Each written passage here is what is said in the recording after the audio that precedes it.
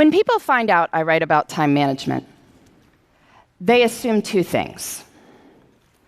One is that I'm always on time, and I'm not. I have 4 small children, and I would like to blame them for my occasional tardiness, but sometimes it's just not their fault. I was once late to my own speech on time management. We all had to just take a moment together and savor that irony. The second thing they assume is that I have lots of tips and tricks for saving bits of time here and there.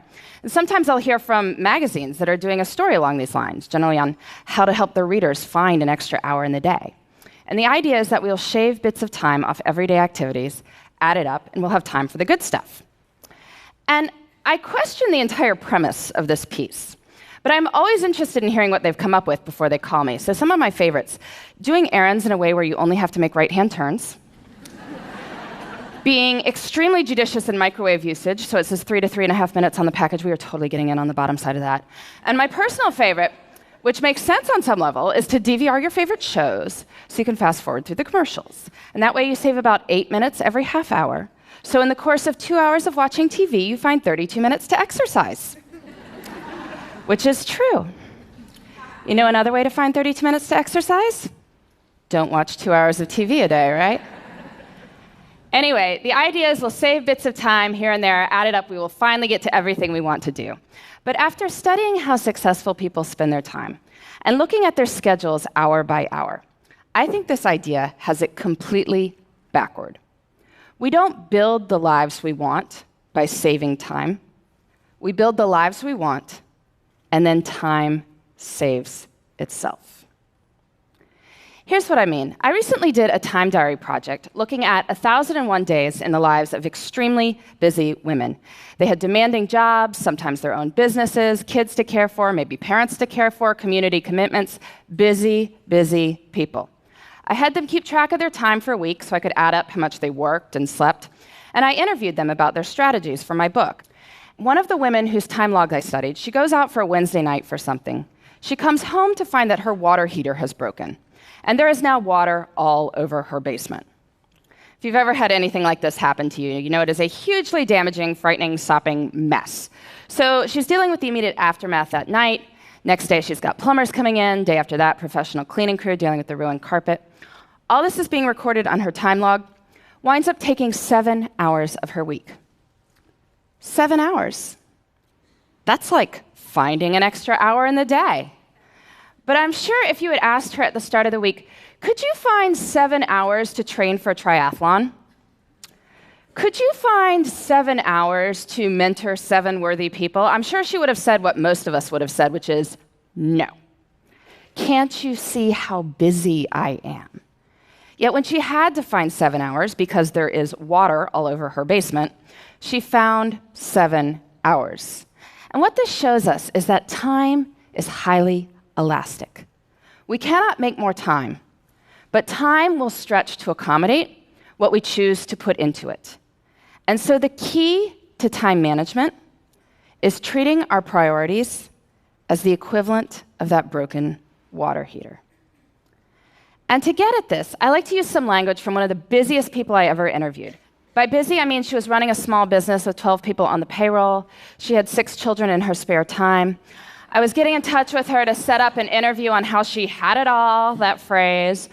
I remember it was a Thursday morning, and she was not available to speak with me, of course, right? But the reason she was unavailable to speak with me is that she was out for a hike, because it was a beautiful spring morning, and she wanted to go for a hike.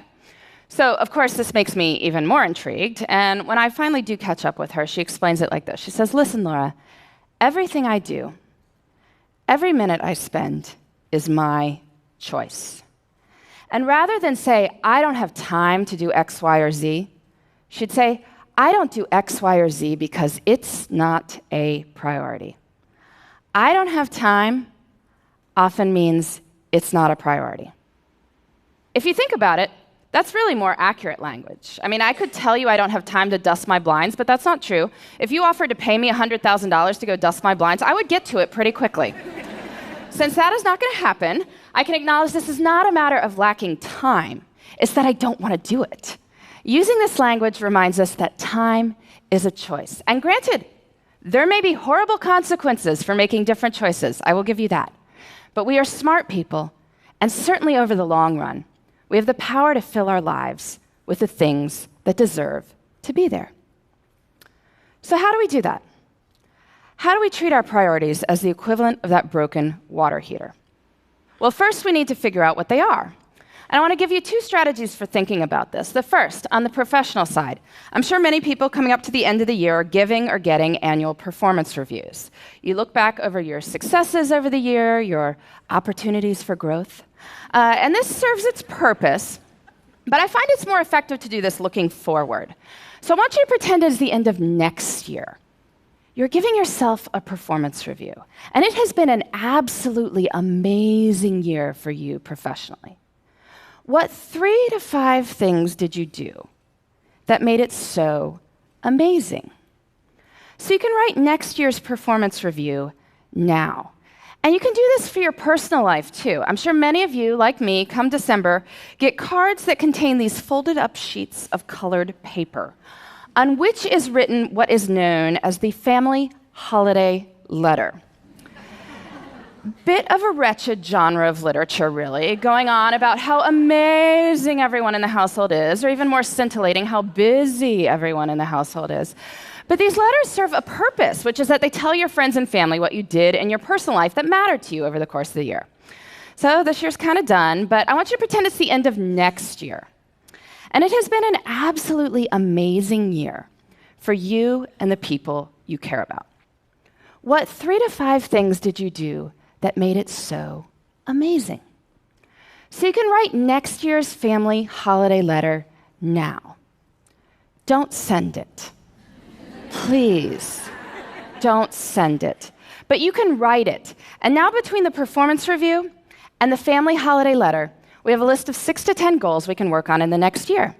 And now we need to break these down into doable steps. So maybe you want to write a family history.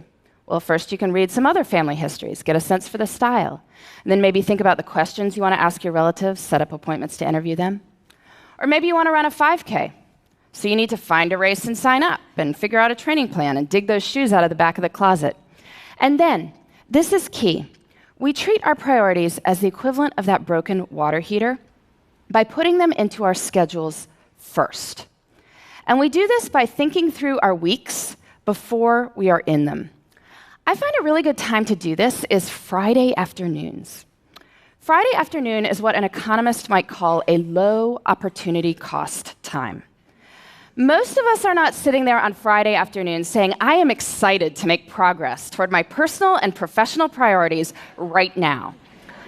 But we are willing to think about what those should be.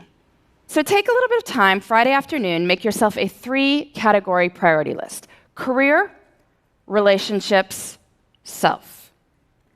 Making a 3-category list reminds us that there should be something in all 3 categories. Career we think about, relationships, self, not so much. But anyway, just a short list, 2 to 3 items in each. Then look out over the whole of the next week and see where you can plan them in. Where you plan them in is up to you. And I know this is going to be more complicated for some people than others. I mean, some people's lives are just harder than others. It is not going to be easy to find time to take that poetry class if you are caring for multiple children on your own. I get that. And I don't want to minimize anyone's struggle. But I do think that the numbers I am about to tell you are empowering. There are 168 hours in a week. 24 times 7 is 168 hours. That is a lot of time. If you are working a full-time job, so 40 hours a week, sleeping 8 hours a night, so 56 hours a week, that leaves 72 hours for other things. That is a lot of time. You say you're working 50 hours a week, maybe a main job and a side hustle. Well, that leaves 62 hours for other things. You say you're working 60 hours. Well, that leaves 52 hours for other things. You say you're working more than 60 hours. Well, are you sure? There was once a study comparing people's estimated work weeks with time diaries, found that people claiming 75-plus hour work weeks were off by about 25 hours. You can guess in which direction, right? Anyway, in 168 hours a week, I think we can find time for what matters to you. If you want to spend more time with your kids, you want to study more for a test you're taking, you want to exercise for 3 hours and volunteer for 2, you can. And that's even if you're working way more than full-time hours. So we have plenty of time, which is great, because guess what? We don't even need that much time to do amazing things. But when most of us have bits of time, what do? Pull out the phone, right?